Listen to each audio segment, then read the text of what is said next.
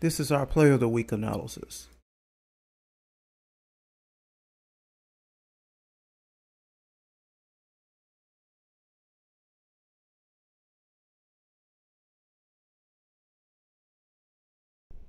Let's do a deep dive analysis of this play and see why our official had a blocking foul as opposed to a player control foul.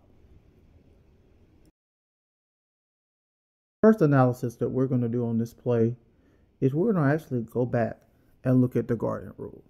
And we're going to take the Garden Rule from National Federation High School because they do an excellent job of breaking down the Garden Rule. Article 2. To obtain an initial legal guard position, the guard shall have both feet touching the playing court in bounds, and the front of the guard's torso shall be facing the opponent.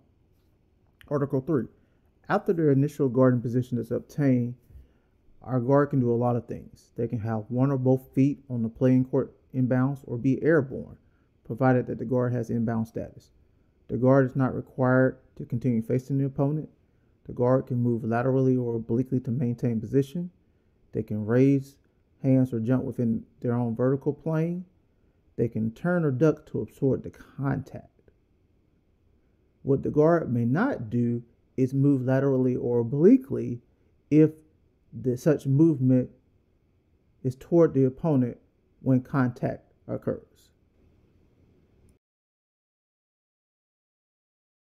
Now, let's take a second analysis of this play and look at the actual position of our ball handler dribbler, Jaylen Brown, and our defender, and determine whether we have a block or a player control foul.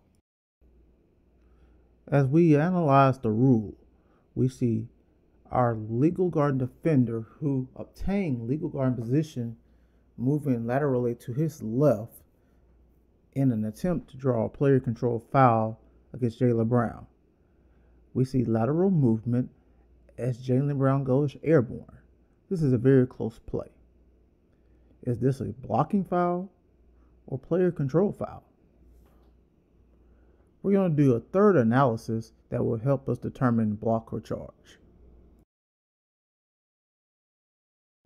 Our third and final analysis will have us looking at this play frame by frame. This first frame shows that our defender has obtained legal guarding position prior to the ball handler dribbler going airborne. The white arrows represents the legal movements that our defender can take, either laterally, obliquely, or retreat. If Jaylen Brown goes directly by our yellow arrow, we have a player control foul. Our next frame, we ask the question, can a legal guard defender maintain legal guarding position while occupying two different spots on the floor? We see in this frame that our defender decides to go to his left, making a lateral movement. Our final frame shows that the lateral movement of the defender will eventually cause the illegal displacement. As we learn from 3C of our Garden Rule, a defender can move laterally and obliquely as long as his movement does not cause the contact. Our defender occupies his new position on the floor well after our ball handler dribbler has gone airborne. We're going to look at this play one final time. And we're going to look at this play in a little bit slower motion. Here's our legal guard position.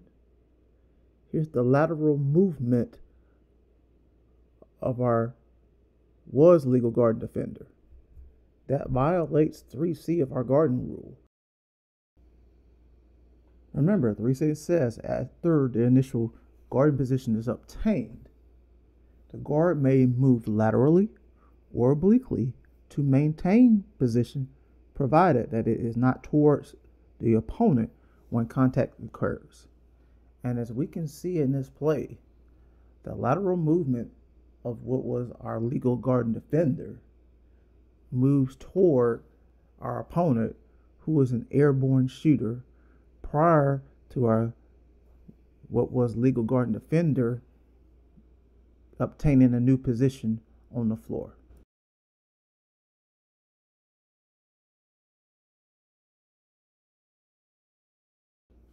From this analysis, we have a blocking foul on this play. This is our Play of the Week analysis.